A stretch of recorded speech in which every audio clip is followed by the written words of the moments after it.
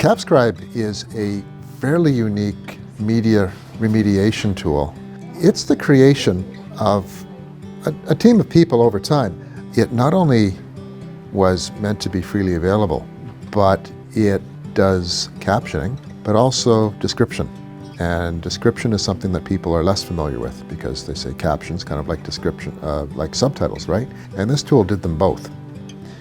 It was funded originally by, I'm trying to remember back in the mists of time, a federal or provincial monies to do this, and it was done in the context of some research and development at University of Toronto.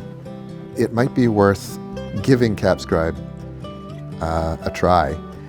However, I'm talking about the new iteration that we're building, because the old one is rather long of tooth, and that's exactly why we have pursued funding through the Broadcast Accessibility Fund. It's a Canadian initiative, federal, and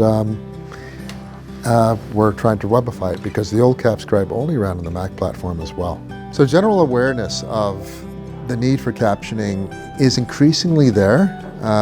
If you'd mentioned captions 5 years ago, you might have got more vague glint of recognition of what you're talking about, but now a lot of people know what it is. Now, they may kind of confuse it with subtitling, but it's increasingly becoming prevalent and expected for web content.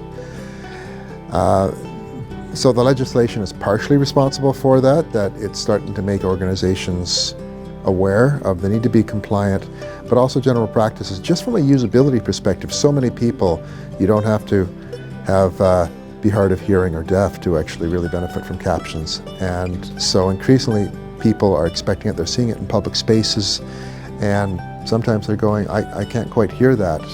It would be great if there were some captions there.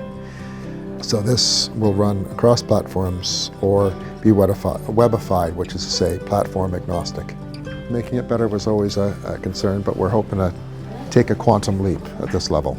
We're hoping that users of the new CapScribe will take away kind of like what I was alluding to with good, well-formed captioning, which is ideally it will not only allow them to caption, but kind of nudge them into creating well-formed captions, creating that flowing experience that we're hoping is the end result. So we're hoping the creation process will kind of like be the resulting process of consuming the content. But not only that, here's something really important. Very few applications out there that are aimed at making content, in this case linear content, video or audio has a start and an end time. Very few tools are actually accessible themselves.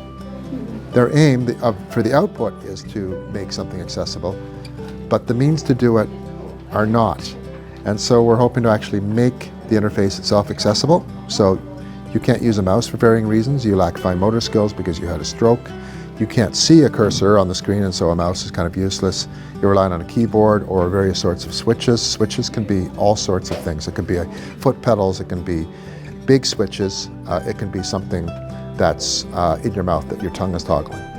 We're hoping to make the new CapScribe actually usable so that somebody who's blind, someone who's deaf can be part of the augmented or inclusive media creation experience.